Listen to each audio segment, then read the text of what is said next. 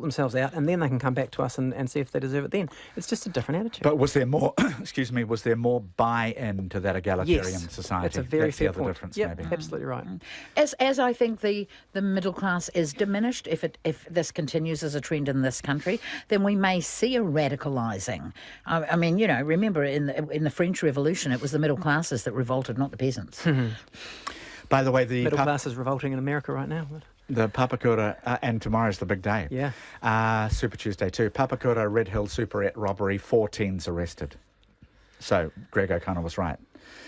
Massey University student magazine Massive, with its spoof article claiming redhead students, will be banned from the university from 2017. There's also a front cover image people have taken exception to go with a story about students who are doing sex work, but complaints have prompted the magazine's editor to pull that image from the web.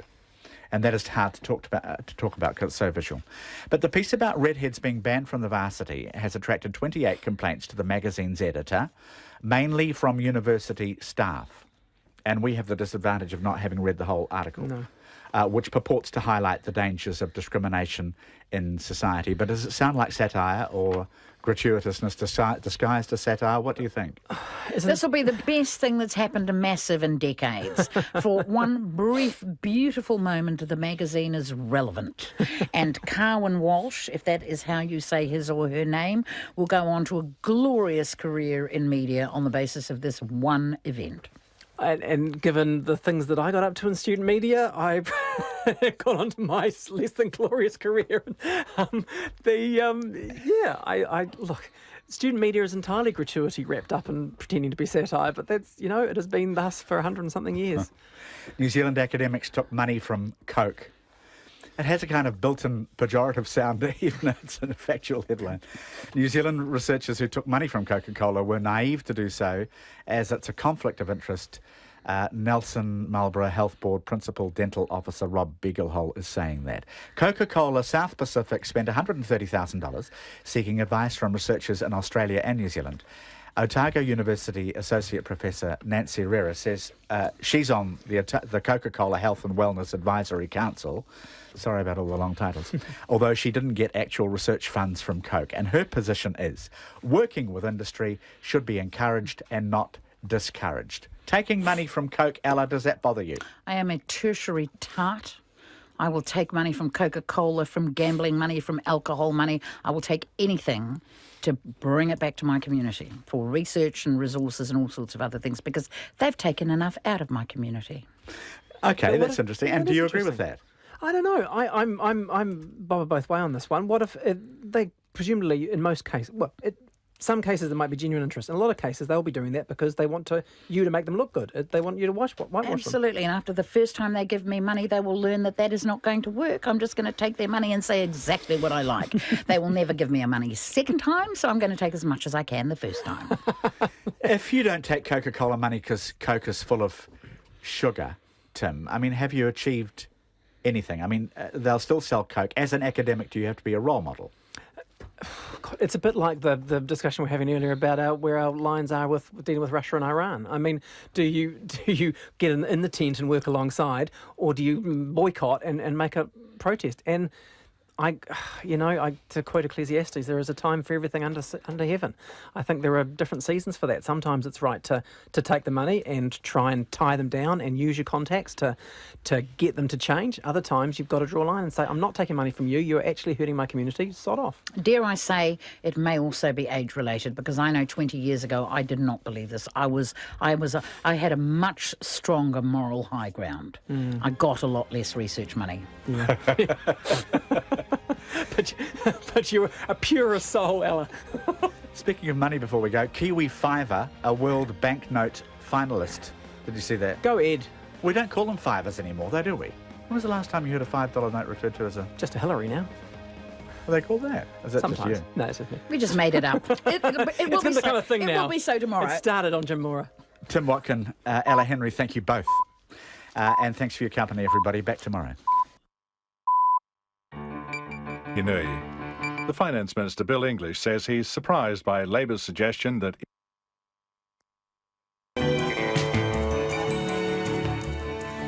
Kia ora everyone, welcome to Checkpoint on RNZ National. We may have had a false start there, but we are here fully in the house. I'm John Campbell, and on behalf of the Checkpoint team, thank you for joining us. Tonight, the OCR, disobedient banks, and the politics of making them behave. Bunnings and the cost of removing your work apron.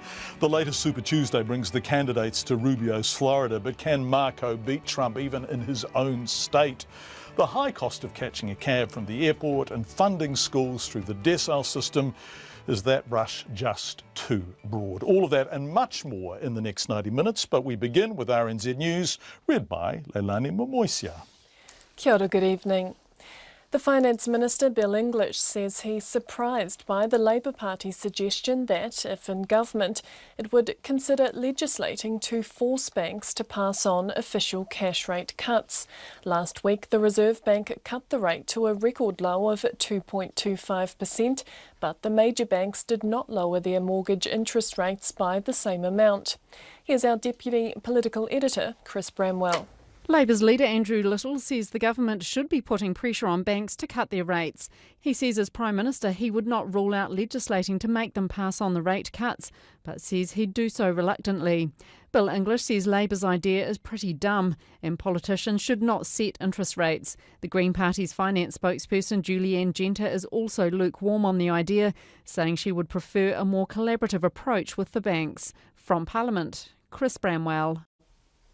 The Secondary Teachers Union is backing a proposal for replacing school deciles with targeted funding for at-risk children, but says it needs more work. The PPTA says it has seen documents that suggest allocating extra funding for students from families with risk factors, including a history of abuse and long-term receipt of benefits. Our education correspondent, John Gerritsen, reports. The government says it will replace school deciles, which are based on indicators of hardship in the neighbourhoods children come from. The PPTA says the proposal it's seen suggests narrowing the focus to information about the children themselves, rather than the areas they live in. It says the documents also suggest extra funding for schools that have a concentration of children with the risk factors. The government says it's still considering options, but there are advantages to targeting funding to individual students. This is John Gerritsen. A former Mighty River power engineer has been found guilty of defrauding his employer. Jurors at the High Court in Auckland found Paul Kenneth Rose guilty of 9 charges of obtaining by deception and acquitted him of 1 charge. The court heard Rose used companies under his control to bill Mighty River for goods and services totalling more than $2 million between 2006 and 2012. He kept his name off company documents, so his employer wasn't aware of the conflict of interest. Rose's former wife, Jane Rose, wept as the jury found her guilty of 8 charges. The Crown says she helped her former husband run one of the companies and was a party to some of the charges. The pair will be sentenced next month. The United States President Barack Obama has spoken to his Russian counterpart, Vladimir Putin, over the phone about the withdrawal of Russian forces from Syria. Mr. Putin has ordered his military to start withdrawing the main part of Russia's forces from Syria within 24 hours. The White House says President Obama and Mr. Putin discussed the next steps required to fully implement the cessation of hostilities. The move was announced on the day United Nations brokered talks involving the warring sides in Syria resumed in Geneva. The Labour Party wants the millions of dollars it would take to set up a proposed child sex offender register to be spent on proven preventative and rehabilitation measures. A report on the bill by the Social Services Select Committee was released today. The register will cost $146 million over 10 years and include offenders deported to New Zealand. Labour's spokesperson for children, Jacinda Ardern, says it's an extraordinary amount to spend on a register that would only be available internally. She says she wants the government to spend the equivalent on programs that make a tangible difference. The bill now goes back to the House for its second reading.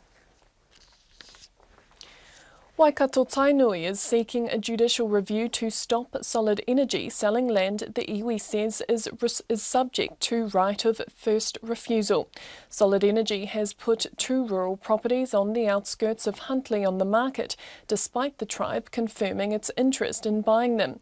Waikato Tainui spokesman Rahui Papa says they should have been formally offered to the iwi, which has right of first refusal under the 1995 Waikato Raupatu Claims Settlement Act and the 2010 Waikato River Settlement Act. Solid Energy says it's confident the process being followed is both appropriate and legally correct. A man's been attacked by a swarm of wasps, sending him into an anaphylactic shock in Hawke's Bay. The 60-year-old Porangahau man accidentally chainsawed through a wasp nest and had to be airlifted to hospital in a stable condition for further treatment. To sports now, skipper Kane Williamson admits New Zealand are bracing for a trial by spin when they open their World 2020 cricket campaign against hosts India. The hosts are overwhelming favourites due to playing in local conditions and having been in good form in the lead-up to the tournament. New Zealand, though, have defeated India in all the 4 previous T20 encounters between the two sides. But having won 10 of their last 11 games, Indian batsman Virat Kohli is confident the home side can turn the tables. It's very important to stay aware in a T20 game because you can tend to sort of have a rush of blood and go for a big shot, and the team might totally go down the slide from there on. So obviously it'll be an added responsibility again to continue the same. As I said, the middle order hasn't gotten too much of an opportunity. So it's our responsibility to keep that momentum going. Virat Kohli. The New Zealand women's team also begin their T20 tournament. Tonight they play Sri Lanka in Delhi.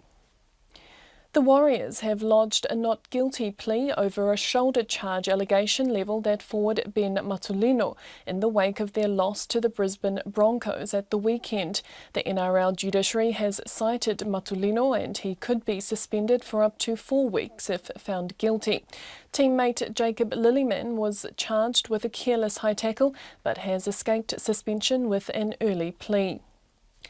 Leicester City have restored their 5-point lead at the top of the English Premier League football competition after a 1-0 home win over Newcastle United. And that's the news. Out of Syria, Moscow says that its intervention has achieved its objectives. a building balancing act. We do want competition.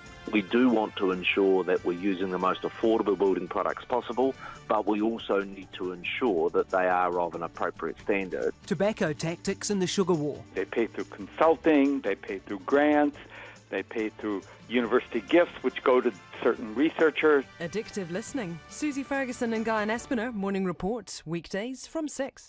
Then on 9 to noon, could precision medicine be the next medical revolution? It uses big data to deliver personalised care.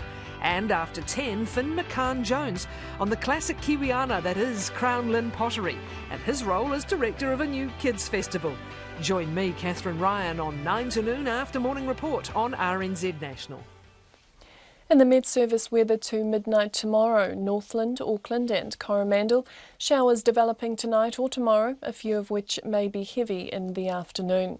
Waikato, Waitomo, Taumaranui, Taranaki, Bay of Plenty and Taupo. Also Gisborne and Hawke's Bay. Showers especially in the afternoons and evenings when some may be heavy. Thunderstorms possible inland later tomorrow. Wanganui to Kapiti, including Taihape, a few showers clearing tomorrow afternoon. Wellington and Wairarapa, rain and cloud southerlies developing tonight, then gradually clearing tomorrow. Marlborough, Nelson and Buller, scattered rain developing this evening, then clearing later tomorrow. Canterbury and Otago, periods of rain clearing Otago this evening and Canterbury tomorrow morning. Westlands mainly fine tomorrow. Southland and Fiordland fine about the fjords, showers clearing elsewhere this evening. Chatham Islands, there's rain tomorrow morning, followed by showers. And I'll be back with headlines at 5:30. It's now 5:09. Thank you very much indeed, Leilani. We're going to begin tonight with the oft-maligned decile system for determining school funding. In short, extra funding for schools in poorer neighbourhoods. But that could be replaced by a system that links money more directly to individual children. The Post-Primary Teachers Association says it's seen a leaked Education Ministry proposal that would abolish school decile numbers and instead tag funding to at-risk children, individuals. Our education correspondent John Gerritsen filed this report. The PPTA says documents shown to it by the New Zealand Herald show the $152 million a year the government gives to schools based on their decile could instead be allocated for enrolments by children with one of 4 risk factors. The factors are a mother with no qualifications, a parent who's been to prison, long-term receipt of benefits, and whether the child or a sibling has suffered abuse. The president of the Principals Federation, Ian Taylor, says he sees those in his Decile 1 school, Manarewa Intermediate. Those factors are definitely evident in a community like my school is in, for sure. You know, the abuse, the mother with no qualifications, many families are on benefits, the prison relationships, etc. But it doesn't mean that those kids are going to fail. But generalising, yes, they are evident.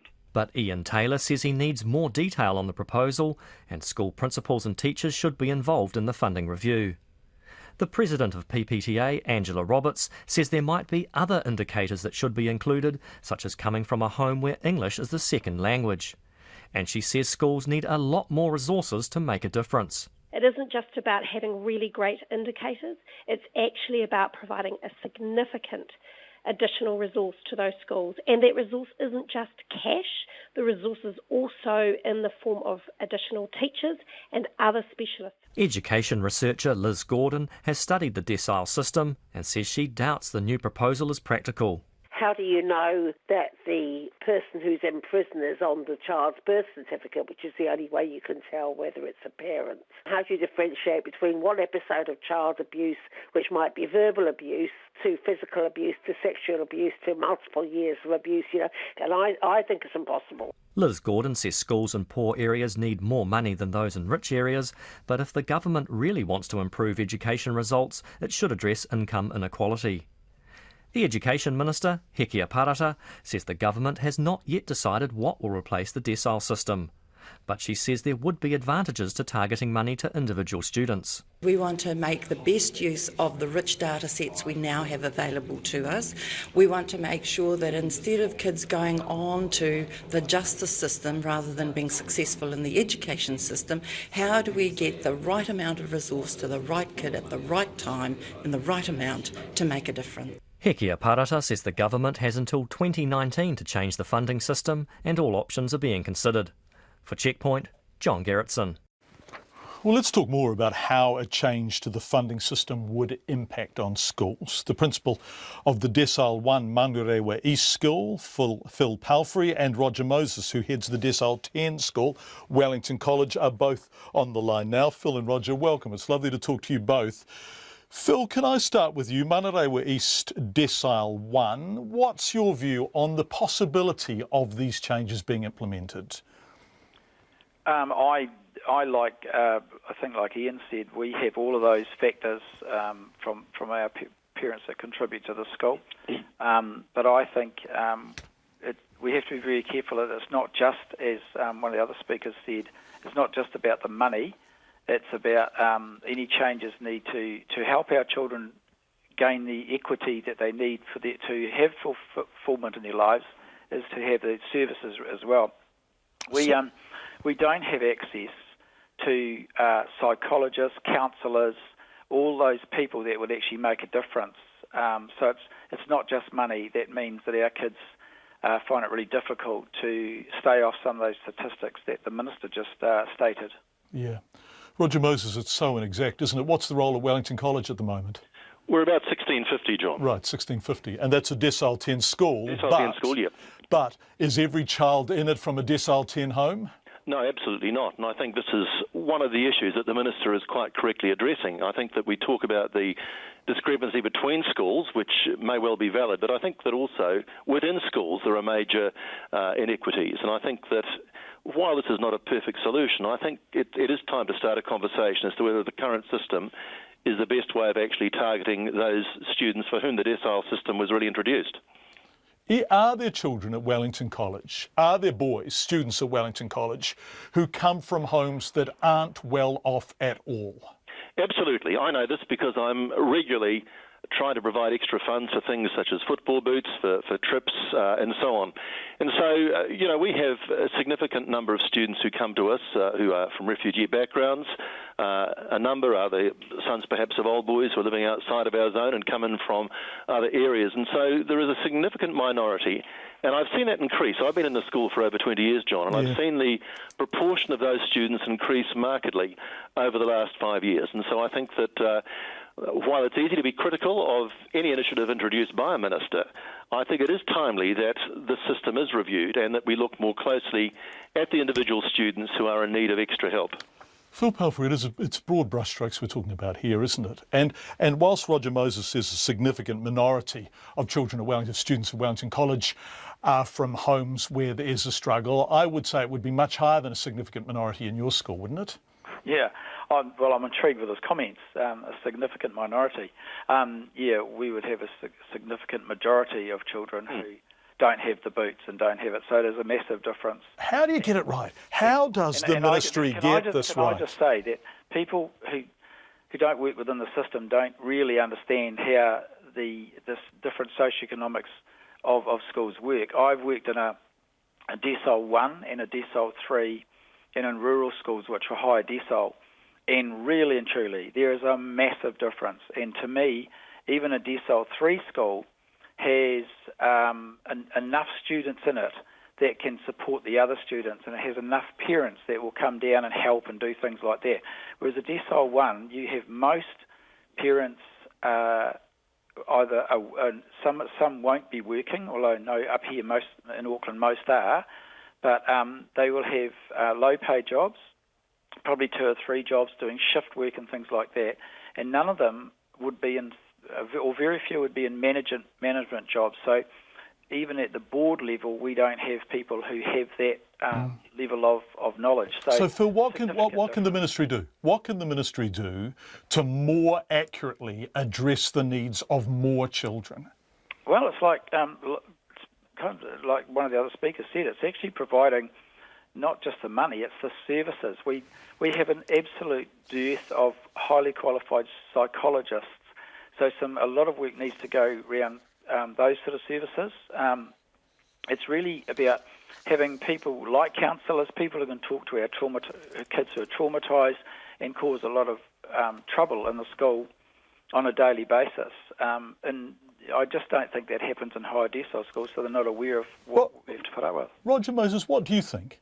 To end with you, to give you the last word, because you are a decile 10 school, what do you think would be the fairest system for the most children? Well, I think with respect, the suggestions of the Minister, if they are true, are not suggested as a cure-all panacea. They're starting with the basis of the system that we have. And if indeed the vast majority of students at a decile 1 school are those who are in specific need, then by all means target the resources that way. I think that is what this particular initiative is probably trying to address. I'm certainly not opposed to schools in tougher socioeconomic areas. I've taught in such areas. I'm not opposed to them receiving extra funding. But I think if the money is more accurately targeted, then that is a start.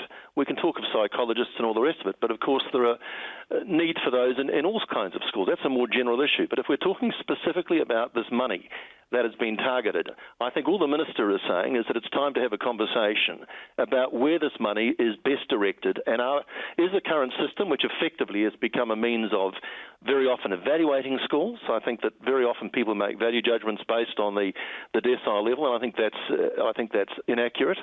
I think if this is a way of better addressing the needs of those particular students who are most at risk, then good luck to her. Roger Moses, who is principal of the Decile 10 Wellington College, and Phil Palfrey, who is principal of the Decile 1 Manurewa East School. Thank you very much, both of you, for joining us. We'd love your feedback. Text 2101 or email checkpoint@radionz.co.nz. Well, lots happening in Parliament today. The Finance Minister is describing the Labour leader's suggestion to force banks to pass on official cash rate cuts to customers as, and I quote, a pretty dumb idea. Andrew Little says the government should pressure the major banks to reduce their mortgage interest rates. And if he was Prime Minister, he'd go as far potentially as legislating to make them do exactly that. Here's our Deputy Political Editor, Chris Bramwell. Last week, the Reserve Bank cut the official cash rate by 1/4 percentage point to a fresh record low of 2.25%. But the major banks did not lower their mortgage interest rates by an equivalent amount.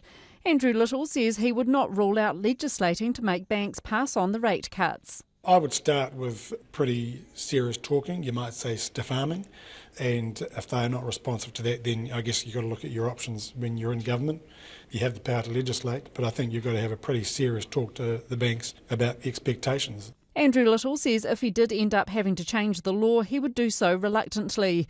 But the Finance Minister, Bill English, says Labour's proposal reeks of the Muldoon years. I don't think anyone in New Zealand wants the leader of the opposition setting interest rates. We tried that back in the 70s and 80s, and it ends up with politicians always deciding to try and keep rates in a different place than they should be. So I think it's a pretty dumb idea. Mr English says he was quite surprised by Mr Little's comments. I mean, the Labour Party in the past has always been fairly mainstream on economics, but now they're opposing trade, want the government to set the interest rates. It's headed in a fairly different direction. I think they're just competing with the Greens. The Greens aren't keen on waving a big stick at banks if the carrot approach doesn't work. The party's finance spokesperson, Julianne Genter, is lukewarm on the idea of forcing banks to drop their rates. It's clear that there is some action needed. The Greens would prefer a more collaborative approach, sitting down at a summit with the banks, as Labour also suggested. And the Green Party has long said that the best way to improve the competitiveness of our banking sector is to give Kiwi Bank a mandate to compete on interest rates. Later during question time, the Finance Minister took any opportunity he could to give Labour's finance spokesperson, Grant Robertson, a ribbing over his leader's comments. I think most New Zealanders would support the notion that the threat of competition is probably a more reliable impact on their interest rates than the threat of politicians who talk about strong-arming and then legislating banks. If the opposition want to run a bank, they should apply for a job running the bank. Grant Robertson shot back at Mr English. Why will he not take the side of New Zealand borrowers and savers and call on the banks to pass on the OCR cut, or is he that out of touch that he thinks putting the interests of overseas banks ahead of New Zealanders is what his job is? The Honourable Speaker, that's a ridiculous way to describe the issue. What the banks will listen to is customers shopping around.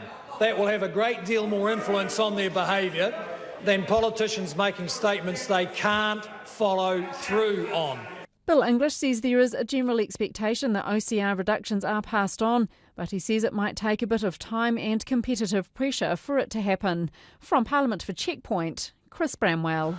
Well, sitting beside me in the studio is economist and author Shamabeel Jacob, who's been listening to that. Shamabeel, thank you for joining us. This is fascinating, isn't it? Because Andrew Little has gone out on a limb, and can that limb support his weight? I don't think it can, mainly because banking is regulated by the Reserve Bank in New Zealand, and that separation has by and large worked really well. But we also know from outside research, from the ratings agencies, for example, that our banking system is not very competitive. They call it oligopolistic. So, for the finance ministers to say that competition is a wonderful thing. The market will take care of it. Actually, all four banks are sitting tight and not dropping interest rates. ANZ have gone down a tiny bit, but actually they've just swallowed that margin, haven't they? They have. But there's also the thing about if they drop interest rates, if they pass it all through, they might also pass it through for deposit rates as well as borrowing costs. So you've got to be a little bit careful with what you wish for. But my bigger point here is that I think the argument that the politicians should be regulating banks directly is terrifying, because we know from the history of New Zealand that direct intervention by politicians in things that are really important for New Zealand is not a good thing. Give me an example. Well, Think Big was a very good idea, right? I mean, all the stuff that we did in that command and control economy turned into custard. I was thinking of something else right there. But the bigger issue here is that we know that the Reserve Bank is in charge of doing this, but they're not doing a good enough job. No. And meanwhile, the trading banks are making hay while the sun shines. If we look at their last year's financial results, the big trading banks, all Australian-owned, made somewhere in excess of $4 billion profit. In other words, these aren't banks that appear on the face of it to need to squeeze margins, right? No, I mean, and this is the thing. So our banks are extraordinarily profitable, and you want to have a relatively profitable banking industry so then it's safe. But there are ways of doing it. Banks are profitable on the way up when asset bubbles are building, when dairy prices are going up, when house prices are going up. But when things are getting tough and the Reserve Bank is trying to cut rates, we're not seeing the traction coming through into retail interest rates. So are you saying that banks are storing the squirrel's nuts in preparation for a rainy day? Is that what's going on here? I think it is. And it is looking pretty grim. If you think about the weakness in the dairy sector, if you think about the risks that we have built up in the housing market in Auckland, these are pretty scary things. And we should be seeing this as a behavior from banks in terms of being more careful. But where is the Reserve Bank in its regulation of the banking system to make sure that they're not reaping such big profits when markets are going up? Answer that question for me. Where is it?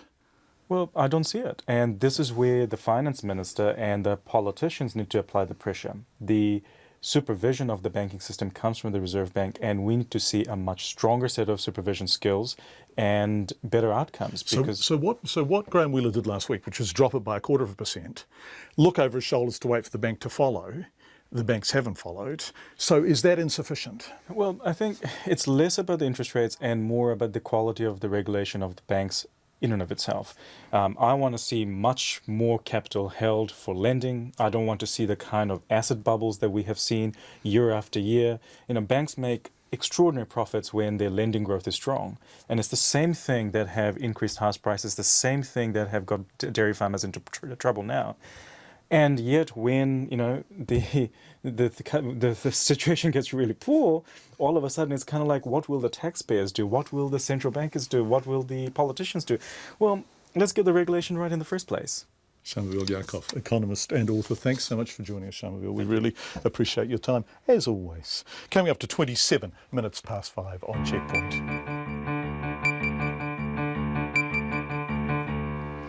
Coming up next, I'm just farewelling Shamavil from the studio. Coming up next, Auckland Airport announces a crackdown on taxis charging passengers too much. But what's too much?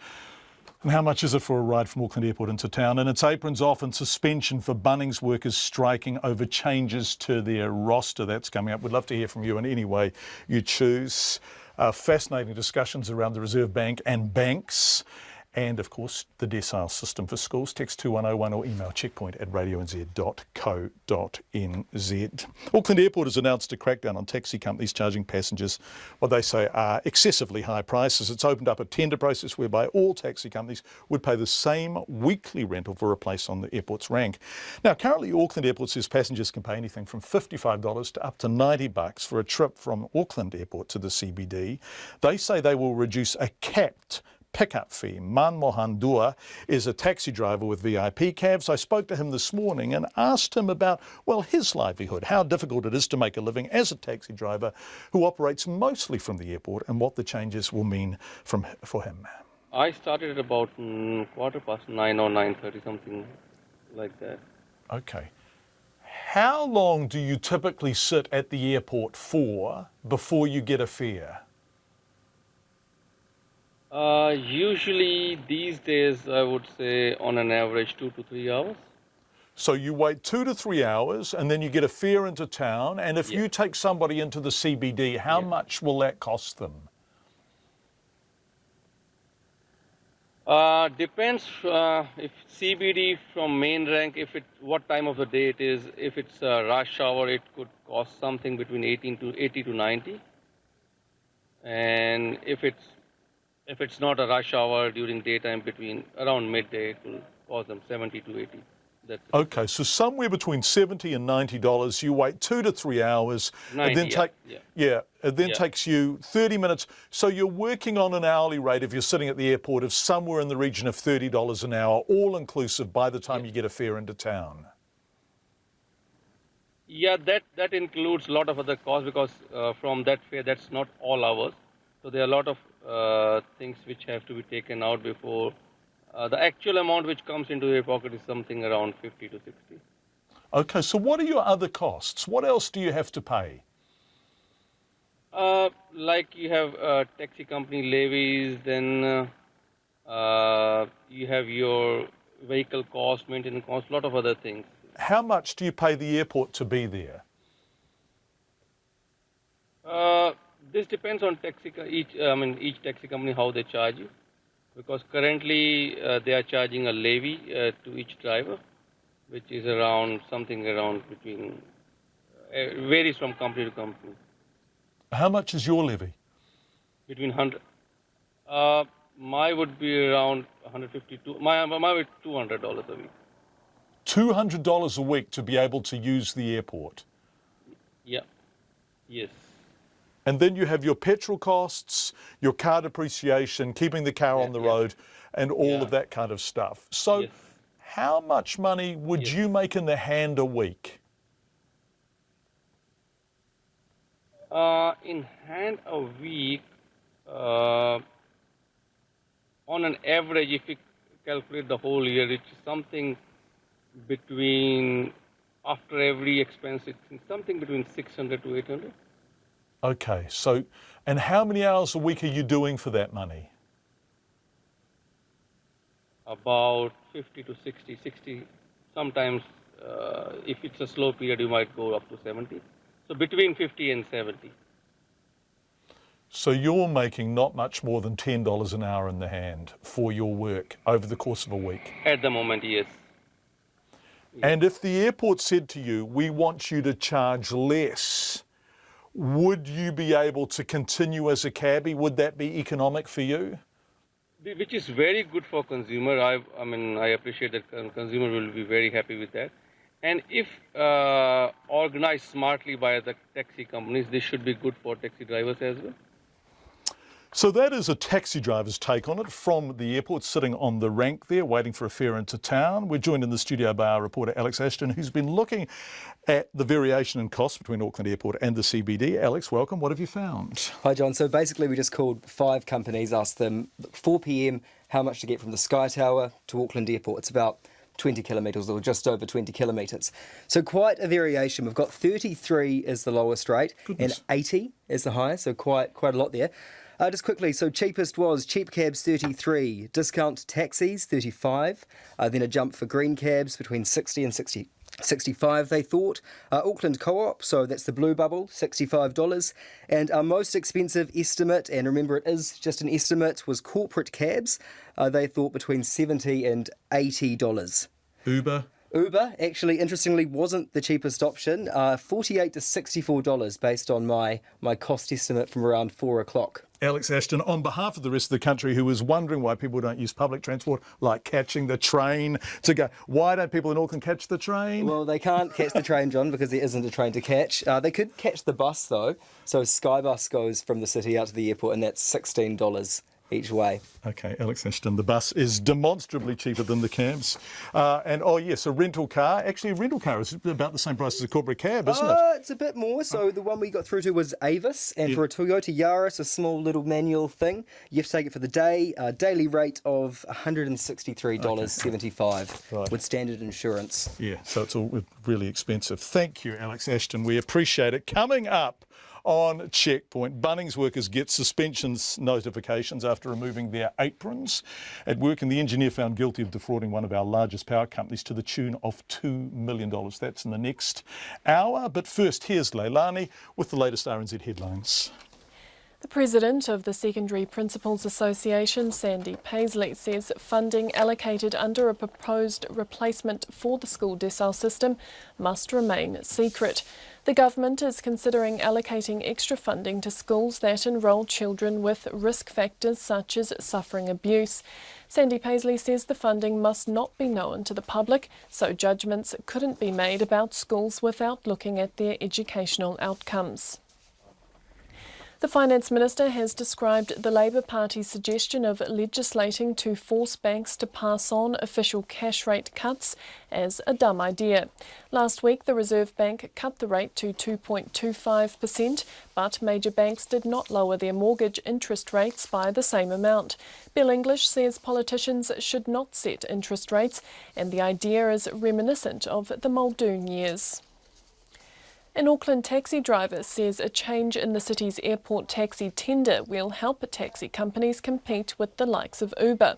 Auckland Airport is opening up its tender process so that all companies pay the same weekly rent and drop-off and pick-up fees are capped. A taxi driver for VIP cabs, Manmohan Singh, says lower fares will attract more customers and an increase in trips will make up for any drop in revenue. A former Mighty River power engineer has been found guilty of defrauding his employer. Jurors at the High Court in Auckland found Paul Kenneth Rose guilty of 9 charges of obtaining by deception. The court heard Rose used companies under his control to bill Mighty River for goods and services totalling more than $2 million. He kept his name off company documents, so his employer wasn't aware of the conflict of interest. The Russian President Vladimir Putin says he's ordered his military to start withdrawing from most of its forces from Syria. Mr. Putin said the 5.5-month bombing campaign in support of President Assad had created conditions for the start of the peace process. And it's 25 to 6. Thank you very much indeed, Leilani. Let's go straight to business news. Nona Peltier, who is sitting beside me, because there is breaking news out of Japan. We were talking about this yesterday. What have their central bank decided to do? Well, in this case, it's no news. They're going to hold fire where they're sitting right now. With negative rates. That's right. They're going to give it a chance to see how that works. They've got some confidence that that's going to stimulate their economic growth. We'll see what happens, and they're going to wait anyway. So the idea is to provide a profound disincentive for anyone leaving their money on deposit, right? That's right. Go and spend that money. That's what the message to the Japanese economy and consumers Extraordinary, but the theory is so far it hasn't worked in Japan. Not yet.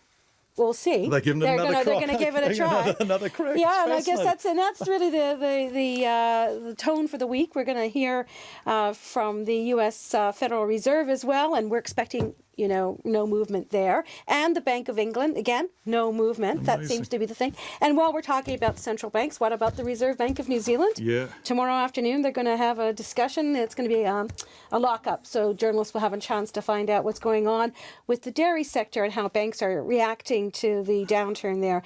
We're going to have some other news on the dairy sector tomorrow as well. We got the global dairy trade auction overnight, and the futures market is looking like, hey, maybe we're going to see another increase in global dairy prices. Okay. So that'll give some dairy farmers some relief. Where is the lockup? Is it Wellington or Auckland? It's going to be in Wellington. That's where the Reserve Bank is we look based. Forward to an update on that tomorrow. Tell me about the markets here today now. Okay, well, the markets ended up on a positive note. We've seen some very strong consumer confidence data out of the Australia this afternoon. So the New Zealand market ended up on a positive note. That's 11 points up to 6,578. And the dollar was trading at 66.5 US cents, 89 cents Australian. Nona Peltier, thank you very much indeed. Nona, it's 26.5 minutes to 6 on Checkpoint. Bunnings workers have received suspension notifications after removing their work aprons as part of low-key industrial action. The Australian-owned hardware chain has been in protracted negotiations with the union, representing roughly a quarter of its staff since July of last year. First Union says the main sticking point is Bunnings' insistence on being able to impose rosters without consultation or negotiation. Previously, rosters have been altered by, a form of mutual consent. Bunnings declined to be interviewed on the program tonight. But this afternoon I went to a Bunnings store in the Auckland suburb of Mount Roskill to talk to First Union organiser Dave Cooney and striking staff members. Bunnings worker Savio D'Souza told me what the problem is. What we need is proper rostering hours. So now they want to change the hours without an agreement. Basically, they just consult with you. The word used is consult. So they sit with you, consult, and then we want to change it. You can get sometimes a 7-day notice or a 28-day notice, but it depends on the needs of the company. That's what they say. But no. So you get no say whatsoever in what hours you work? Just a consultant. So previously we had an agreement, and I've always changed. If somebody needed a change, occasionally, it's fine. You got to look at both ends. But this is just straight off sorry. The other thing also we're fighting for is the non-union members have got their pay rise without any, and it's been going on for months, and we have been victimised for not getting that increase. So your colleagues who don't belong to the union have got a pay rise? And we have got nothing.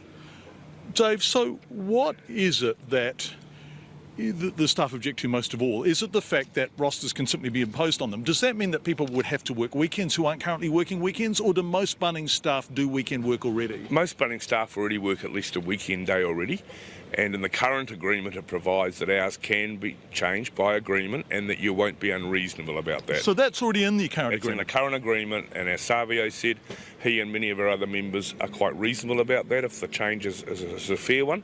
But they don't want to be forced into it without having a say, i.e. mutual agreement. So that's why people feel very strongly about this. They feel the company has been quite clear about the fact that they will use that power to roster people, not just over holiday weekends, but all through the holiday weekend. So you wouldn't just have to work the odd day, you may have to do the whole weekend, which is unfair. They also haven't been able to give us one example in any of their stores since July where the current rostering provision has actually been a problem. They can't give us an example, they just say they want the power to be able to do it. So members feel really strongly about that, not just family people that have commitments family-wise, but also some of the older retired workers who have other commitments with family and grandkids and bridge or whatever the case may be. People want to have a say, they don't want to be bullied into being forced to change their hours. And we're concerned about Bunnings' actions today. This was a low-level dispute where people took off their aprons, and Bunnings' reaction has been well over the top, and we certainly see it as bullying. People have been threatened of suspension, threatened that they won't get paid, etc., etc. And we think that's totally inappropriate, when what we want is a genuine bargaining where they will actually not just come along and say take it or leave it, they will actually bargain properly and try and explain why they need this change when they've just reported record profits. So we don't see any need for it, nor do our members. But Savio's a good example of it, work for the company well. Nearly all our members work in summertime, they have a change of hours, they open later. All our members agree to that. They need us for business needs to change the timing, we have done that, we have not said no. But it's just that they use the word consultation and taken out the word mutual agreement. So that is a problem. So it's just you're consulted, this is what it needs to be done, I guess, and it will be done. There was a staff member from Bunnings and also the union representative negotiating with the company. We did ask Bunnings to appear on Checkpoint tonight to discuss their insistence that hours, rosters can be imposed rather than mutually agreed, and they declined our invitation to appear. The Master Electricians Association says safeguards are in place for people getting electrical work done in their home. It comes following claims yesterday of a grey market in dodgy building products used in plumbing. Today the concern has spread from plumbing services in some homes to the quality of some electrical fittings. What's going on here? Well, Eric Frickberg tried to find out. Robin Kuehl is a West Auckland cinema manager who wanted lights and power sockets for his garden shed. So he went to his local DIY store, Mitre 10, bought them, then secured a registered electrician to install them. What happened next was not what he expected. He looked at the fittings and said, "Oh, I can't use those." And I said, "Why not?" And he said, "Well, they're not up to New Zealand standards." And I said, "But I bought these off the shelf in a very big store selling electrical gear." And he said, "Oh, a lot of that stuff is not up to New Zealand standards." A former electrical technician from Christchurch, Owen Pearson, had a similar experience with goods bought from Mitre 10. In his case, the equipment was electrical joiners which failed as he was installing them. As you tighten the screw, the brass inside has been made so thin that it doesn't work, and as you tighten the screw, the brass around it holds the wire, breaks open. Owen Pearson says as a result, the wires would have been held in place solely by plastic covering, and that could have been dangerous. Loose wires heat up because they don't have a tight electrical connection. They create a resistance between the two wires, and that resistance creates heat. And so the join would then heat up and could set fire to the plastic around and then cause a fire. In a statement, Mitre 10 said it was concerned to hear of these complaints as it did its utmost to ensure all nationally sourced products complied with New Zealand standards. The store said it took safety very seriously and urged consumers with any problems to get in touch. In a separate email to Mr. Pearson, the shop said it had pulled its joiners off the shelves, even though no one else had complained about them. This industry is overseen by the Master Electricians Association, and that body's chief executive, Neville Simpson, says a mechanism is available to protect the public if they follow the proper procedure. When they engage a master electrician or they go down to their local DIY or lighting outlet, that they ask for a supplier declaration of conformity. And that S-stock, as it's known, is the manufacturer or importer, wholesaler, demonstrating that the product conforms to New Zealand standards and is fit to install. Neville Simpson says people must still take care, even though the controls in the electrical industry are relatively good. It's better than other sectors, the building and plumbing sector, that's for sure. But with imported products, sometimes the description doesn't match the S-stock. We've just got to be mindful that if people are purchasing product, that they go to a reputable wholesaler or that they use a licensed person who has the responsibility of installing that and signing it off. And Mr Simpson says registered electricians signing off on those jobs become legally liable if things go wrong. For Checkpoint, Eric Frickberg.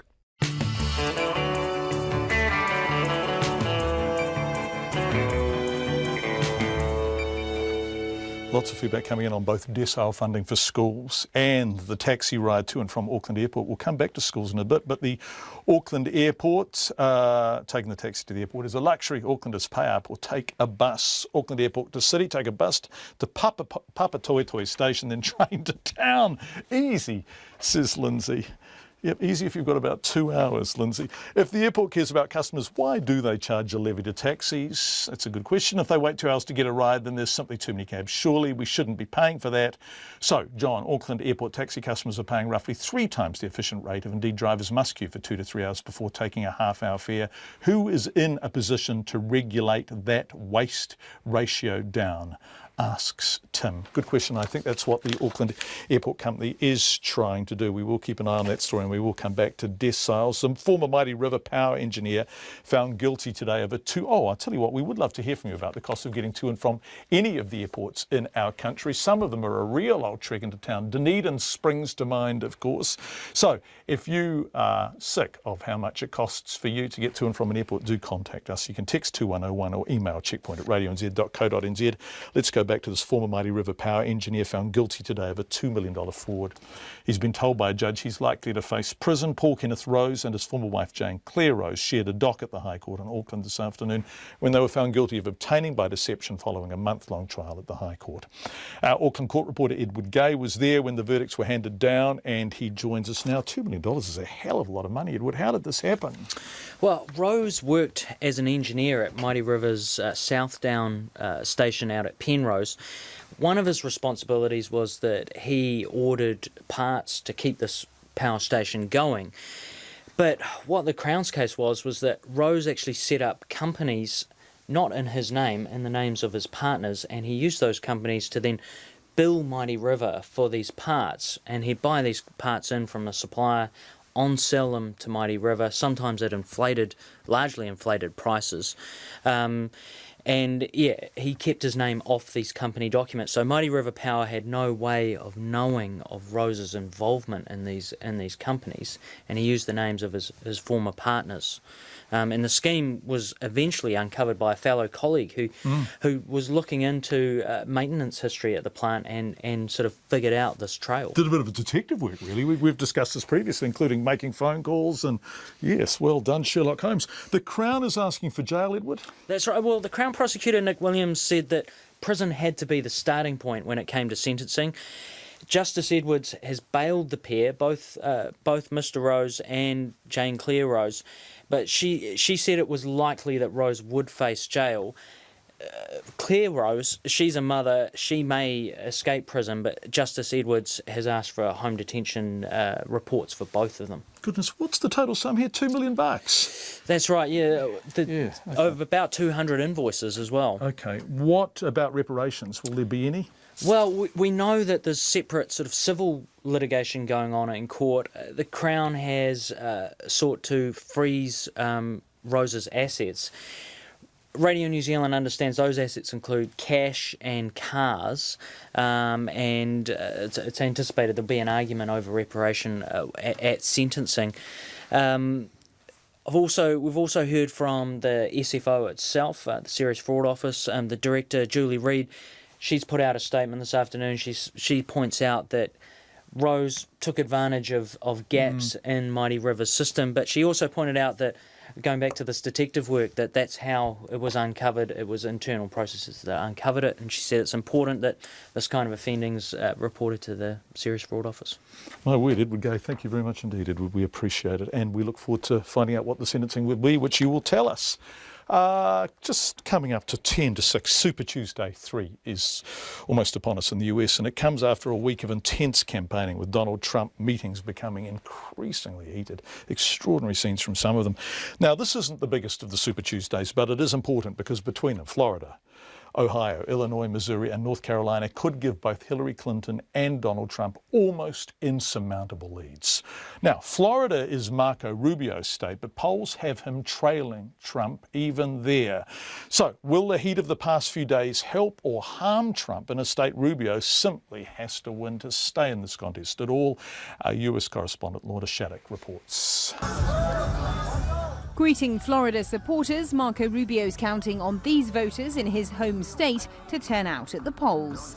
He's got this magnetism towards him. He draws me to him. When he speaks, when he articulates his positions, I just feel he could be the face of America. I love my rallies because my rallies bring a lot of young people. Rubio's campaign is targeting young and Latino voters. His supporters and donors are pouring money into backing his challenge in this diverse state. The winner in Florida will take all of the state's 99 Republican convention delegates. Here's Aubrey Jewett, a political science professor at the University of Central Florida. If Marco Rubio can't win Florida, then he has no viable path to election. But Rubio's campaign is trailing Donald Trump badly on his home turf, even as Rubio lashes out at the chaos seen at recent Trump rallies. Aubrey Jewett again. You would think that Marco Rubio, being a senator from Florida, would be in the lead in Florida, but he is not. In fact, Donald Trump, like in so many states, is in the lead, and some polls have him up as much as 10, 15, 20 points. Hey, all right, good to see you. Rubio's campaign has been battered by claims that he rarely shows up to work in the Senate and that he abandoned many of his conservative stances after being swept into office on a wave of Tea Party support in 2010. We're going to spend a lot of time in Florida. Donald Trump, who owns several properties in Florida and calls it his second home, has been merciless in his attacks on Rubio, often calling him Little Marco. He is a lightweight, as I've said many times before. Trump's staying power in Florida and also in Ohio, the other big winner-take-all state to vote on Tuesday, has alarmed the Republican establishment. But it doesn't surprise Scott Miller, the owner of a Florida company that makes conservative-themed T-shirts. I've been taking a poll at all the fairs and festivals I sell at. So for the last 8 weeks or so, I've been polling every single festival, county fair, biker rally throughout Florida, and Trump has won each one of them hands down. But Trump's lead in Ohio over John Kasich has narrowed in recent weeks. It's now within the margin of error. Ted Cruz, who's running second in the overall delegate count, is also campaigning. Some Republican leaders are urging voters to back Cruz in voting this week instead of Rubio or Kasich. Manny Roman is the vice chairman of the Republican Party of Miami-Dade. We want to stop Donald Trump, but the way we do that is we have to coalesce around one person. And the only person who mathematically still has the chance to stop Donald Trump is Ted Cruz. Meanwhile, Democrats will also go to the polls in Florida on Tuesday. Hillary Clinton leads by a wide margin in the Sunshine State. The most recent polls show the former Secretary of State with a lead of more than 30 points over Bernie Sanders. Lorna Shattuck, New York. Back home again, a Navy commander has told a court-martial he did not touch, grab or poke a junior officer at a bar on the Devonport Naval Base in Auckland nearly 4 years ago. The officer, a lieutenant, accuses him of grabbing her bottom a number of times during a social event in May 2012. Sharon Brett Kelly has been covering the court-martial at the Naval Base and is in the studio with us now. Sharon, welcome. The accused gave evidence today? That's right. Now, just to be clear, he denies the charge of indecent assault. He said what happened was he was the host of a dinner on the Navy ship that night, and a big group of them after the dinner went on to the bar. He said, you know, he didn't drink much himself, but the others had quite a bit to drink on the ship itself, at the dinner, and also at the bar. But nobody was really drunk. He said it was a good mood, good atmosphere. People were smiling, laughing, chatting. He told the court today he didn't recall any interaction with this lieutenant who accuses him of grabbing her bottom a number of times. Now, yesterday she said that after his last grab, she told him to F off. But today he told the court that no junior officer has ever said that to him. And if someone had said it to him, if a junior officer did say something like that, there would be consequences. He said in court today, I did not touch, grab or poke her. But he's also saying, he's not saying that it didn't happen, he's just saying it wasn't him, and maybe it was a prank by one of her colleagues on the night. Wow, what did his lawyer say in court? Well, yesterday the prosecutor said this was about a failure of leadership. Now today, Major Peter Brock said, no, it's not about this. It's about whether the prosecution could prove beyond reasonable doubt that the lieutenant was grabbed on her buttocks on one or more occasion. He said that the accused did not grab her or slap her or punch her on the buttocks. He said there were inconsistencies in her version of events and the commander has nothing to hide. And he said that the commander doesn't say that she made it up. Again, he's saying this, but she does say, he does say that she made a terrible mistake by accusing the commander and she just joined the dots incorrectly. And he told the court that she didn't actually see the commander touch her. She was affected by alcohol. The bar was very noisy. Okay, several witnesses called today? Yes, that's right. Mixture of men and women, different ranks, different ages, all said that was a good atmosphere. Nobody was really drunk on the night. But none of them said that they actually saw anybody touching anybody's bottom. But when the prosecution asked, well, you may not have seen it, but you're in a crowded bar. So is it a situation where you're not looking at people's bottoms, so you just didn't see it anyway? And they said, well, yes, that's a possibility. So they're not ruling it in, they're not ruling it out. They're just saying they didn't look at anybody's bottoms at the time. Now, tomorrow, both the sides will sum up and the military panel will consider a verdict. And if guilty, there'll be a sentence. And you'll be there tomorrow for the summary? I will be. Okay, Sharon Brett-Kelly, thank you so much. We really appreciate it. 6:04. Scarcity of land is not only a problem for the living, a big problem in some parts of New Zealand, it's also a problem for those dealing with the dead. Where to bury people and how to bury them is an increasing concern and something that's been discussed at the Cemeteries and Crematoria Conference, which is on in Nelson. The keynote speaker, Christchurch sociologist Dr. Ruth McManus, also explained that contrary to what people might think, natural burials are among the least environmentally sustainable practices we have. Our Nelson reporter Tracy Neal has been at the conference.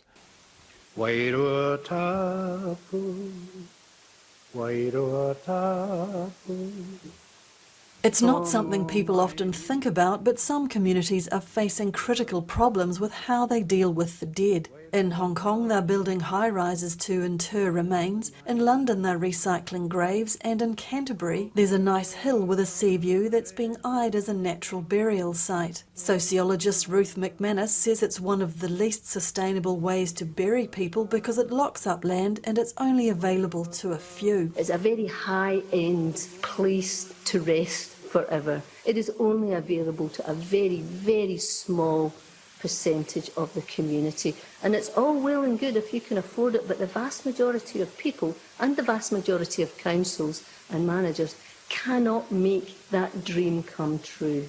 Dr. McManus says the increased pressure on existing cemetery provision is beginning to show. The open space manager at Kapiti Coast District Council, Nico Croas, says in New Zealand local authorities are wrong if they think they have time on their side. You need to be taking steps now for when that cemetery does fill up, and the impact is on the ratepayers and the community. Mr. Croas says it's a problem nationwide. Dr. McManus says there are distinct problems emerging that will force change. There's three massive global trends going on at the moment that directly impact the management of the disposal of the dead. These are new patterns in infectious diseases, of non-communicative diseases and degenerative ones. Dr McManus says the rapid increase in direct cremations will impact the funeral industry. The founder of the Green Burial Council in the US, Joe Sahi, says direct cremations are the biggest movement in the US right now, but demand for eco-burials is on the rise. He says it's driven by a primal instinct. The most significant idea associated with this idea, with natural burial, which is this notion that there really is solace found in death when it's able to connect with life. Mr Sahi says the millennials will be an even bigger driving force in demanding this option. Dr McManus says New Zealand has not embraced some of the overseas trends as strongly as it should. Many city cemeteries are near capacity and will be full within the next 2 decades. We've also got this cultural recognition of bicultural and multicultural society. Dr McManus says there are morally acceptable and economically affordable alternatives to natural burial, but in the end it will be the customers who will drive change in relation to their own customs and beliefs. In Nelson for Checkpoint, Tracy Neal. 40 seconds until the news at 6. A little bit of feedback on decile funding while we head there, stealing from the government's education budget to lower the cost of the social budget, says Brett Oliver of Auckland. As a high school student during the bulk funding debate during the 90s, I hate to say it, but National have a large trust deficit to overcome when it comes to school funding. Proposal sounds logical, but devil, as always, is in the detail. And the decile proposal means linking data from different ministries. This would be a breach of privacy, so it's currently illegal in New Zealand, e.g. abused child has name suppression. Thank you for all your feedback, lots of it on this issue. It's 6 o'clock on RNZ National.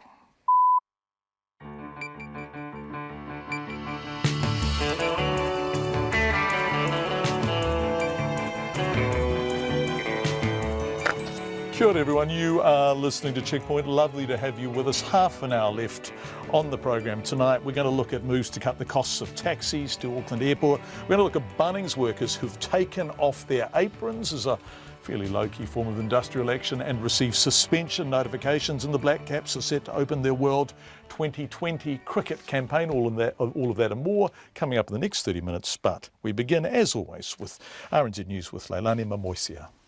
Kia ora, good evening. An economist says the Labour Party's suggestion that banks should be forced to pass on interest rate cuts is a bad idea. Last week, the Reserve Bank cut the official cash rate from 2.5% to a new record low of 2.25%, but the major banks did not lower their mortgage interest rates by an equivalent amount. The Labour leader, Andrew Little, says a government led by his party would consider legislating to make banks pass on such cuts. But the Auckland economist, Shamabeel Jacob, told Checkpoint the separation between government and the Reserve Bank has worked well in the past. The argument that the politicians should be regulating banks directly is terrifying. Because we know from the history of New Zealand that direct intervention by politicians in things that are really important for New Zealand is not a good thing. Shamabeel Jacob says an example of that is the Think Big era of the 1980s. The Secondary Principals Association says funding allocated under a proposed replacement for the school decile system must remain secret. The government is considering abolishing deciles for schools in poor neighbourhoods and instead allocating extra funding to schools that enrol children with risk factors such as suffering abuse. The association's president, Sandy Pasley, says decile numbers are wrongly interpreted as indicators of school quality. But the same thing could happen under the proposed system. One thing that would be critical would be that that funding is also not known in the public arena, because if that's the case, we're actually just replacing decile funding with something else that will also make a judgment on the school without people looking at the educational outcomes. Sandy Pasley says if the funding is kept secret, the proposal would be an improvement on the decile system. The government says it's still considering options for school funding and has not made any decisions. A former Mighty River Power engineer set up companies in the names of his business partners in order to deceive his employer. Paul Kenneth Rose and his former wife, Jane Claire Rose, were found guilty today of obtaining by deception following a month-long trial at the High Court in Auckland. Edward Gay reports. The Crown's case is that Paul Rose used companies he controlled to bill Mighty River for more than $2 million worth of goods and services between 2006 and 2012. But Rose kept his name off company documents, so his employer wasn't aware of the conflict of interest. Rose was found guilty of 9 charges and acquitted of 1. His former wife, Jane Rose, wept as the jury found her guilty of 8 charges. The pair have been released on bail and will be sentenced in April. Justice Edwards told Rose that although he was likely to face prison, it was not inevitable. This is Edward Gay. A former chiropractor has been sentenced to 8 months home detention for indecently assaulting 3 of his patients in Wairarapa. Albert Adams, who is 79, was sentenced in the Wellington District Court this afternoon after previously being found guilty on 3 charges of indecent assault dating back to the late 1970s and early 1980s. The assaults happened at his Masterton practice over a 6-year period. Judge Jan Kelly said the 3 were being treated for back injuries when Adams touched their groin under the pretext of clinical concern. She said he abused his position of trust as a health professional. Myanmar's parliament is meeting to choose a president to lead the country's first democratic civilian government for more than 50 years. 3 candidates are standing, but the post is almost certain to go to Tin Chaw. He's the trusted confidant and chosen proxy for the pro-democracy leader Aung San Suu Kyi, who herself is constitutionally barred from the presidency. Waikato Tainui is seeking a judicial review to stop Solid Energy selling land the iwi says is subject to right of first refusal. Solid Energy has put 2 rural properties on the outskirts of Huntly on the market, despite the tribe confirming its interest in buying them. Waikato Tainui spokesman Rahui Papa says they should have been formally offered to the iwi, which has right of first refusal under the 1995 Waikato Raupatu Claims Settlement Act and the 2010 Waikato River Settlement Act. Mr Papa says the iwi sees it as an opportunity to develop the land and create employment opportunities in the region. This is about trying to secure the best price rather than a market valuation that's negotiated between Waikato Tainui and Solid Energy. Overseas investors may have other views. We think that the land should stay within New Zealand-owned hands. Solid Energy's Chief Executive Dan Clifford says he's confident the process being followed is both appropriate and legally correct. Into sports now, there'll be no time for New Zealand cricketers to ease their way into the World T20 tournament when they play hosts and tournament favourites India in their opening game in Nagpur tonight. The hosts will be a tough assignment as they are ranked number 1 in the world, have also won 10 of their last 11 games and will be more used to the local conditions in Nagpur, where the wicket will be low, slow and take spin. Pakistan, Bangladesh and Australia are also in the Black Caps pool, but New Zealand skipper Kane Williamson doesn't believe the subcontinent sides will have it all their own way. Every team's very, very strong, which makes way for a great competition. I suppose in this part of the world it brings an added challenge to other teams, but at the same time 2020 cricket, it's pretty fickle in its nature, and if you go out and express yourself, play with that freedom, anything can happen. Kane Williamson. The late New Zealand captain Martin Crowe will also be remembered during the match, with the Black Caps wearing black armbands and a round of applause in memory of Crowe after the national anthems. The New Zealand women's team also have their first match of the tournament tonight, playing Sri Lanka in Delhi. The Spanish tennis star Rafael Nadal plans to sue a former French government minister who said his 7-month absence in 2012 was probably due to a positive doping test. The New Zealand motor racing driver Scott Dixon will make his Le Mans 24-hour debut in June. The four-time IndyCar champion will drive one of the 4 Chip Ganassi Ford GTs entered for the event. And that's the news. Tonight on Nights, the Camino Odyssey of Anthea Wade, who was handling the Spanish Holy Walk pretty well until she fell over, which may or may not have been related to the free wine they were giving out to pilgrims. And our religious scholar Douglas Pratt assesses the danger of reactive co-radicalisation, or one form of religious extremism rising up to deal with another. And here I was thinking the world just needs more love, sweet love. On Nights after the news at 7 on RNZ National. In the Met Service weather to midnight tomorrow, Northland, Auckland and Coromandel. Showers developing tonight or tomorrow, a few of which may be heavy in the afternoon. Waikato, Waitomo, Taumaranui, Taranaki, Bay of Plenty and Taupo, also Gisborne and Hawke's Bay. Showers, especially in the afternoons and evenings when some may be heavy. Thunderstorms possible inland later tomorrow.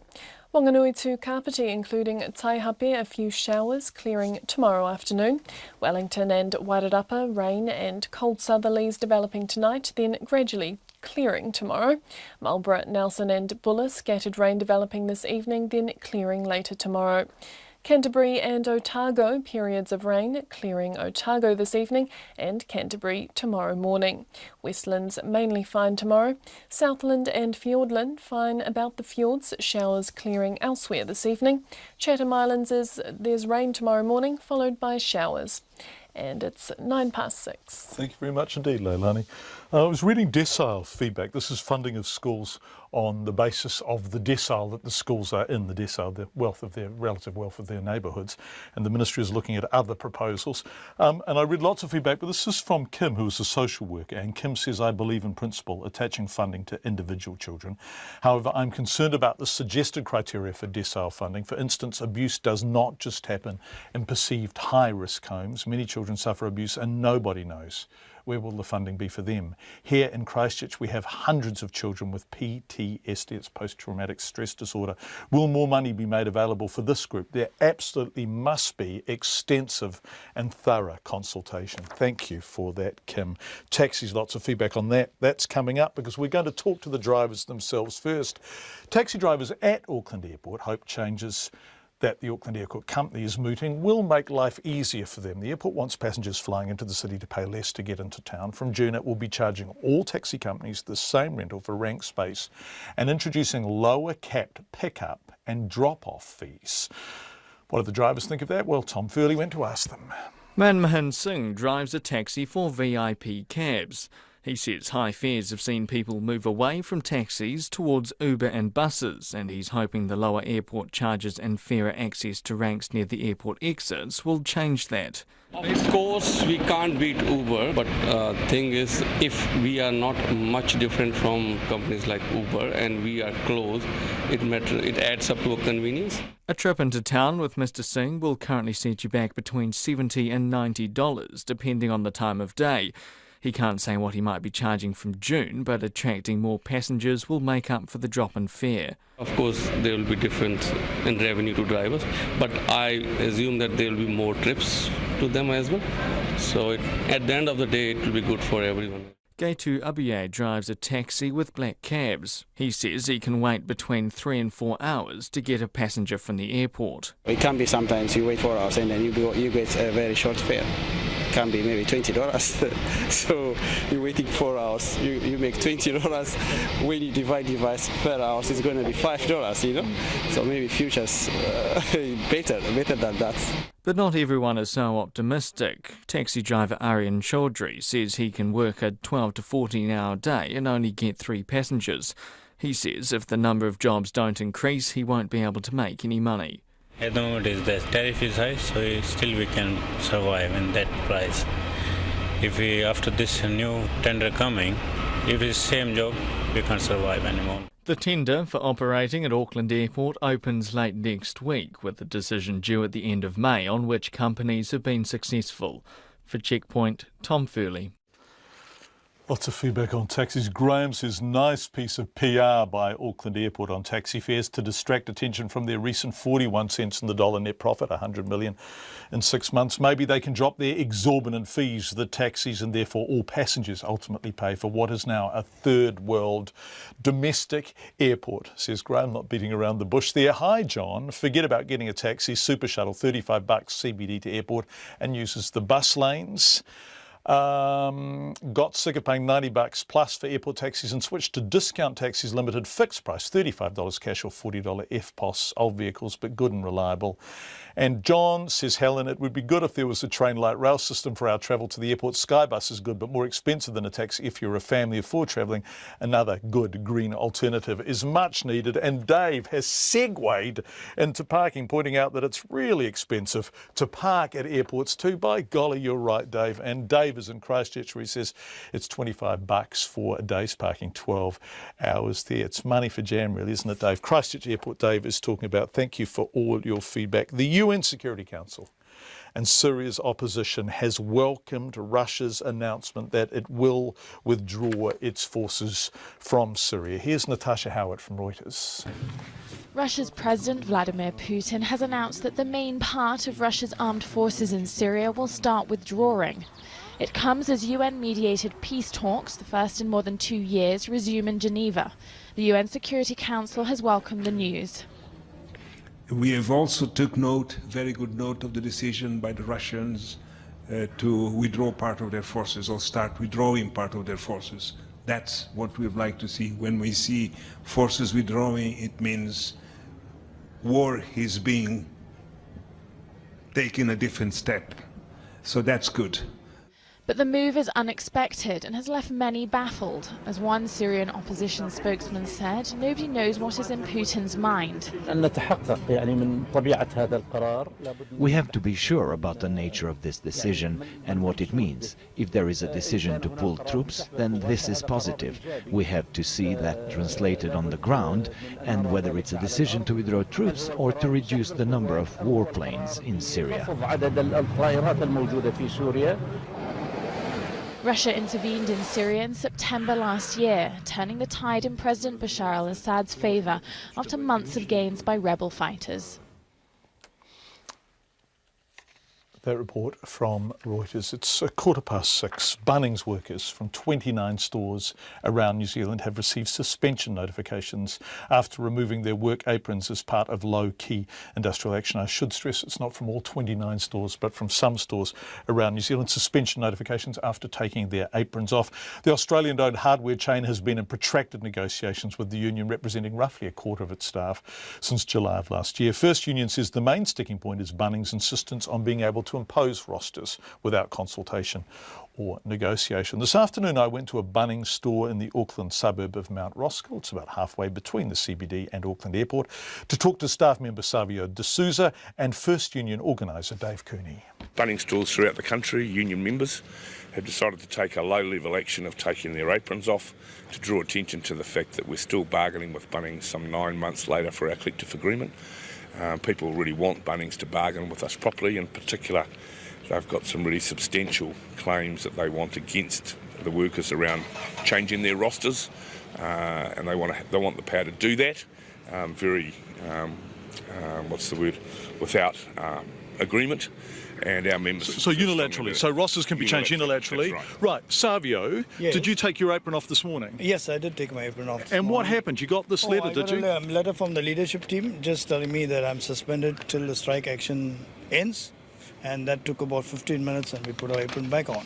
So you were suspended until you put your apron back on? Yes. Right, and if you hadn't put your apron back on? Would be suspended as in, 2 hours, 3 hours without pay.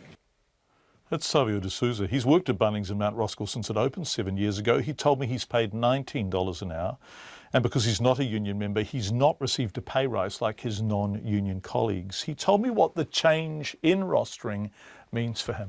The word that 7 days notice or 28-day notice in the new agreements, it says, we just consult with you and we can change your hours. The other thing is we get 2 consecutive days off. The 2 consecutive days off from weeks are gone into a fortnight. So 1 week we could have a split day off, and the second week we will get a consecutive days off together. So that ruins the family time. We cannot plan ourselves on that.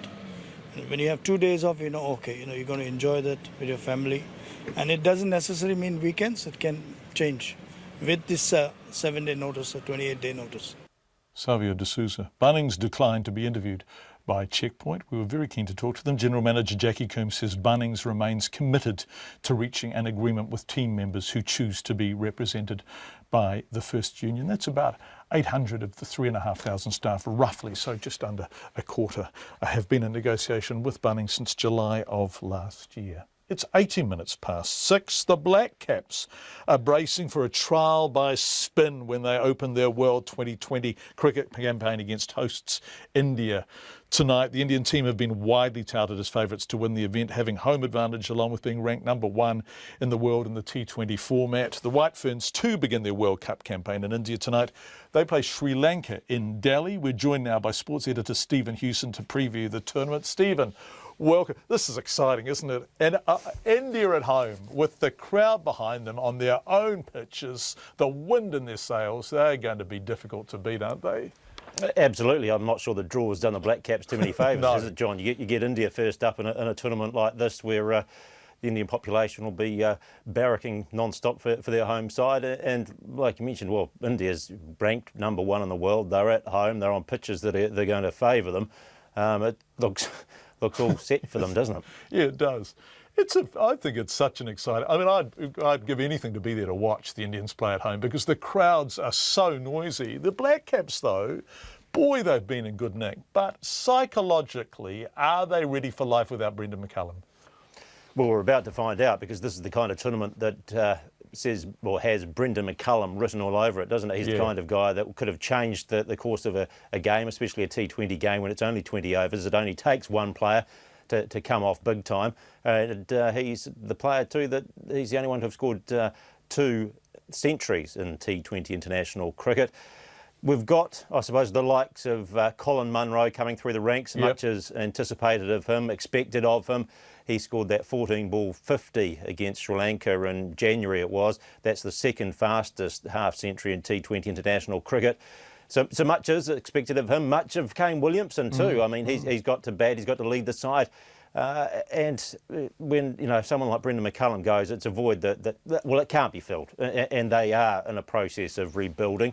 How that happens. Maybe they might even be thinking, well, they've got India first up. Maybe that's not a bad thing after all, because if India don't hit their straps straight away, you can be sure that they will later on in the tournament.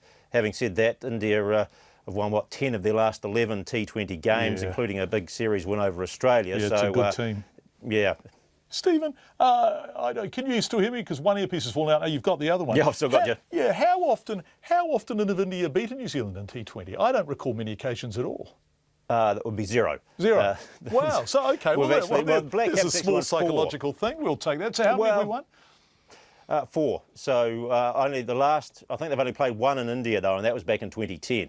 So that sort of maybe a bit of a misnomer to try and to rely on that too much. And yeah, I mean, the last series they played would have been the last summer out here. India struggled out here. Yeah. The local conditions are going to have a huge role to play because the Black Caps have actually been training in Mumbai. They had a couple of warm-up games. They lost one to Sri Lanka. They beat Sri Lanka. They lost to England. But it was on a pitch at Mumbai where there's a bit of bounce, a bit of pace. They're now moving to Nagpur, which they haven't had much training time at, and it's so very different. Low, it'll take spin, it'll be slow, and that just plays into India's hands. Yeah, it sure does. Yeah, I hear that track is dead like a dishcloth.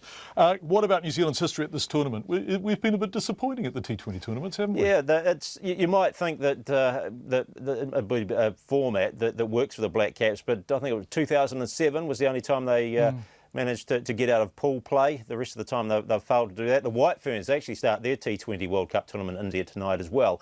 They've got a bit more form come the World Cup T20. They've actually been runners-up twice. So they play against Sri Lanka and they are in Delhi. So they have possibly got a bit better history in the tournament than their male counterparts. Well, good luck to both teams. Thank you so much, Stephen. Stephen Hewson, who we will talk to during the course of the tournament, both the women's and the men's team kicking off tonight. To Turkey now, where security officials say One of two suspected perpetrators in a bomb blast that killed 37 people on Sunday was a female member of the outlawed PKK. The PKK announced a ceasefire with Turkey in August of last year, but the Turkish government rejected it at the time. And now, as Turkey scrambles fighter jets to attack Kurdish rebel targets in Ankara, the families of those killed have been collecting their dead. Mana Rabi from Reuters reports. It was a grim morning in Ankara as forensic teams combed through the site of Sunday's bomb blast that killed 37 people. The explosion tore through a crowded transportation hub in the administrative heart of the city, the second such attack in under a month. Officials say one of the two suspected perpetrators was a female member of the outlawed Kurdistan Workers' Party, or PKK, which is fighting the government for greater Kurdish autonomy in the country's southeast. Grieving relatives claimed the bodies of their loved ones, some blaming Turkish President Tayyip Erdogan for allowing the violence with the PKK to escalate. Let him come here. I will insult Tayyip Erdogan to his face. My nephew was 16. He was a young man who went out to have fun, and we took his dead body last night. Deadly attacks like Sunday's over the past year have Turkey's NATO allies worried. They believe stability here is vital for containing violence in neighboring Syria and Iraq, and Erdogan is eager to dispel the idea that he's struggling to maintain security.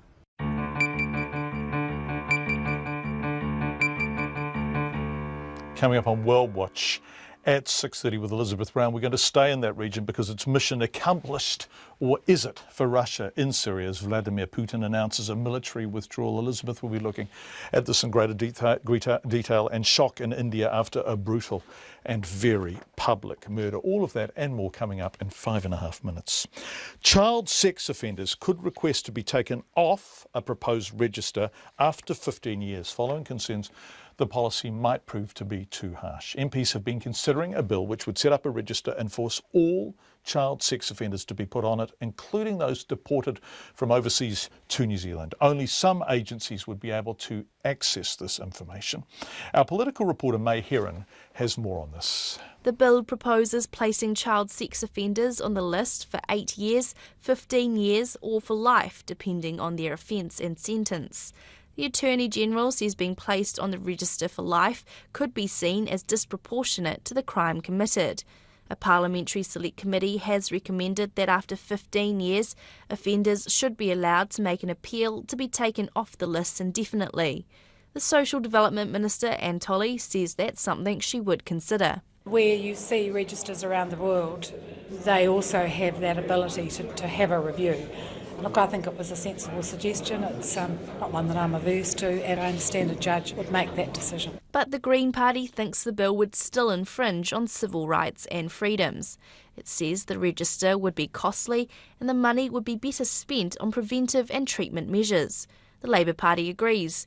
Its spokesperson for children, Jacinda Ardern, says the $146 million cost over 10 years is an extraordinary amount to spend. I think it's really important to remind people that that $140 million is being spent on a register that is internal. We're talking about information sharing amongst government departments and agencies. Obviously, most people would say, look, how could it cost that amount of money? We'll keep seeking justification for that. But Anne Tolley is defending the cost. She says it's worth it to protect children and the register will work alongside rehabilitation programs. It's not an either or, this is an and there's a significant number of people who have offended against children that disappear into our communities, so anything we can do to keep them safe is worthwhile doing. The register would only be available to some agencies, including police, corrections, the Ministry of Social Development and Housing New Zealand. But some sex abuse victims have told RNZ News they would like to see offenders outed. New Zealand First Derek Ball says abusers should not have their rights placed ahead of children and the list should be made public. The public of New Zealand need to have a right to know. If we put the child at the centre of the discussion, which we should do, then the child has a right to know that their parents know where the child sex offenders are in the community. But National, Labour and the Green Party are all strongly opposed to making the list public, saying evidence proves it could increase the risk of offending by severely disrupting the life of the abuser and their family. The bill now goes back to the House for its second reading. From Parliament for Checkpoint, May Heron. Well, it's going to be a fascinating Super Tuesday in the United States. As we said earlier, not the biggest of the Super Tuesdays, but really important because if Trump wins Florida, which is Rubio's home state, they put him into Senate in Florida. If they pick Trump over him in the Republican primaries, then it's effectively, well, it's absolutely over for Rubio, but it's effectively beyond anyone being able to catch up with Trump. So this is going to be fascinating. We'll obviously report on this tomorrow. Presidential candidates from both parties, Bernie Sanders and Hillary Clinton for the Democrats too, of course, are engaged in a final furious campaign to attract voters in the primaries that will take place overnight and through the day tomorrow our time. Justin Mitchell from Reuters explains. Thank you. Thank you so much. Thank you all. The 2016 candidates on Monday fanning out from Florida to Ohio to Illinois, as well as Missouri and North Carolina, jockeying madly in the final hours ahead of primary elections in a frenzied battle now tainted with violence unlike anything in generations. A weekend of clashes at a Donald Trump rally in Chicago and a man in Ohio trying to rush at Trump on stage. Thank you very much. Thank you. For the frontrunners, Trump and Democrat Hillary Clinton, Tuesday's contests offer the chance to all but lock down their party's nominations and pivot towards the general election. Aiming to stop that from happening, challengers like Democrat Bernie Sanders and Republican Ted Cruz both have made solid runs at the frontrunners but are running out of time. Sanders hopes to repeat his surprise win last week in Michigan and similar Rust Belt states like Illinois and Ohio to keep himself in the game against Clinton. Never once. That was not a deal. Cruz wants to make an even harder pitch to conservatives, hoping he can counter Trump's hold over disaffected blue-collar voters. And Florida Senator Marco Rubio and Ohio Governor John Kasich fighting for their political lives, needing wins over Trump in their home states to stay in the race. Polls giving Kasich the better odds of pulling off a win. What is going to happen in Super Tuesday? Well, we'll talk about all of that tomorrow night. We'll be in the US and looking to see whether Clinton and Trump have got so far ahead as a result of Super Tuesday. There is simply no catching them in the primaries. That'll be tomorrow night. Thank you for joining us tonight. From everyone on Checkpoint, a very good evening indeed.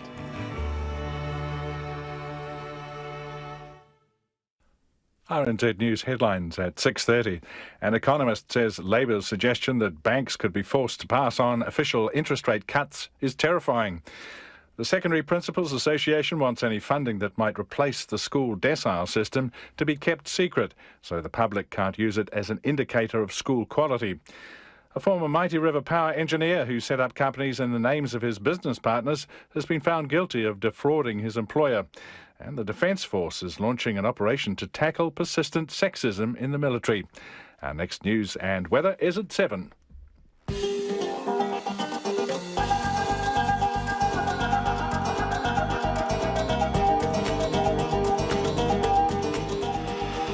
Welcome to World Watch PM. I'm Elizabeth Brown. Tonight, Russia says mission accomplished in Syria, yet more sabre rattling by North Korea, and a brutal and very public